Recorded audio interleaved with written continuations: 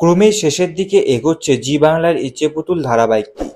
একদিকে ফের চার হাত এক হয়েছে মেঘ নীলে, নতুন করে জীবন শুরু করেছে তারা। অন্যদিকে বোনের এই সুখ কিছুতেই মেনে নিতে পারছে না ময়ূরী, তাই এবার মেঘকে প্রাণে শেষ করতে জেল থেকে পালালো সে। ধারাবাহিকের গত পর্বে দেখা গিয়েছে কাল রাত্রিতেও মেঘের সঙ্গে দেখা করার জন্য উদগ্রীব নীল, তবে ঠাম্মি সেটা বুঝে যায়। এরপর তাকে মেঘের কাছ থেকে চলে যেতে বলে। অন্যদিকে জেলের মধ্যে মোহিনী নামে একজন কয়েদির সঙ্গে ঝগড়া ঝামেলায় জড়িয়ে পড়ে ময়ূরী।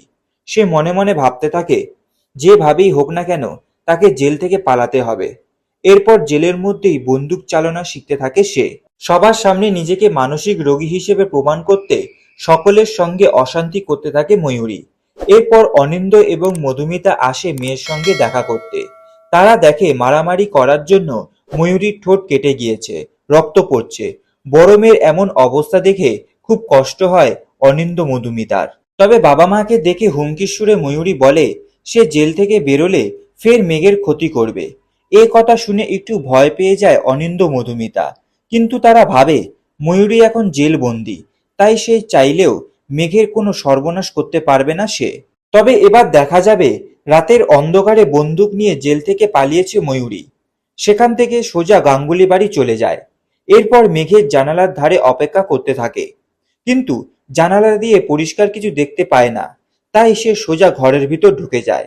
তাকে এভাবে দেখতে পেয়ে মেঘ নীল বেশ ভয় পেয়ে যায়। ময়ূরী তাদের বলে এবার আর তার নিশানা মিস হবে না, কারণ এবার বন্দুক চালনা শিখে এসেছে সে। ময়ূরীর মুখে এমন কথা শুনে ঘাবড়ে যায় মেঘ নীল দুজনেই। অন্যদিকে ময়ূরীকে খুঁজতে শুরু করে পুলিশ। মোহিনী তাদের বলে দিয়েছে ময়ূরী এখন বন্দুক চালাতে শিখে গিয়েছে, আর ও সবসময় বলতো এবার আর আমার নিশানা মিস হবে না, এবার আমি তাকে গুলি করব। এই কথা শুনে পুলিশ বুঝে যায় ময়ূরী নিশ্চয়ই মেঘের কথাই বলছে। এরপর মেঘের বাড়িতে খবর দিয়ে তারা গাঙ্গুলি বাড়ির দিকে রওনা দেয়। তখনই আবার বাইরে চলে আসে নীল। সে কি পারবে ময়ূরীর হাত থেকে মেঘকে বাঁচাতে? তো বন্ধুরা, এরকম সিরিয়াল সংক্রান্ত বিষয়ে আপডেট পেতে হলে আমাদের চ্যানেলটিকে সাবস্ক্রাইব করে রাখতে হবে এবং পাশে থাকা বেল আইকনটিকে প্রেস করে রাখতে হবে।